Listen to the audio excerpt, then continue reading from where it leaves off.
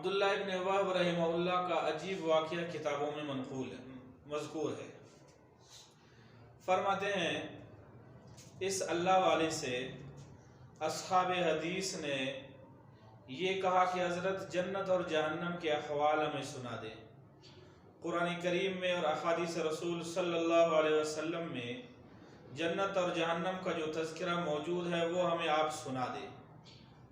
حضرت نے فرمایا کہ جہنم کے احوال کا تاب میرا دل نہیں لا سکے گا، میں بے ہوش ہو جاؤں گا، میرا دل پھٹ جائے گا، بیان نہیں کر سکتا ہوں۔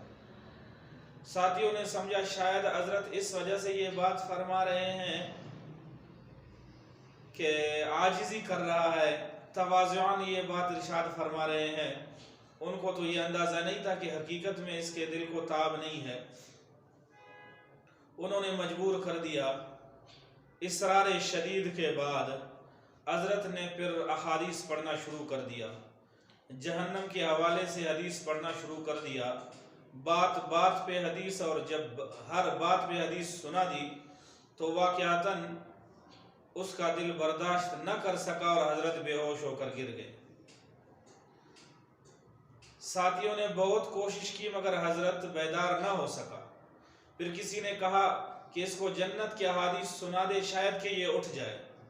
لوگوں نے جنت کے احوال کے احادیث سنانا شروع کر دیا لیکن ہوش میں نہیں آ سکا۔ مسلسل بے ہوشی میں 12 دن گزر گئے۔ 12 دنوں کے بعد کسی حکیم کو لایا گیا۔ حکیم نے دیکھا تو بتا دیا کہ بھئی اس پر ایک ایسا بڑا اثر آیا ہے کہ اس کا دل واقعتاً پھٹ گیا ہے۔ گویا جہنم خالہ جی کا گھر نہیں ہوتا، وہ جہنم اللہ تبارک و تعالیٰ کے انتقام کا آخری درجہ ہے، اور جہنم کو اللہ تعالیٰ نے اپنے نافرمانوں کے لیے، منکرین کے لیے تیار کر رکھا ہے۔ اسی طرح کا ایک اور واقعہ امام ترمذی رحمہ اللہ بہز ابن حکیم کے حوالے سے روایت کرتے ہیں۔ وہ فرماتے ہیں کہ زرارہ رحمہ اللہ ایک دفعہ ہمارے ساتھ جماعت میں نماز پڑھ رہے تھے۔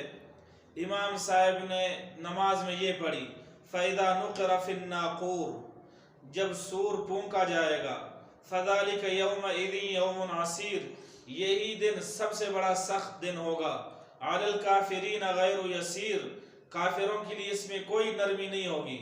جب امام صاحب نے یہ آیت پڑھی تو زرارہ رحمہ اللہ برداشت نہ کر سکا، غش کھا کے گر پڑا۔ لوگوں نے جب نماز مکمل کر دی، آ کے دیکھا تو حضرت کی روح قفص انصری سے پرواز کر چکا تھا۔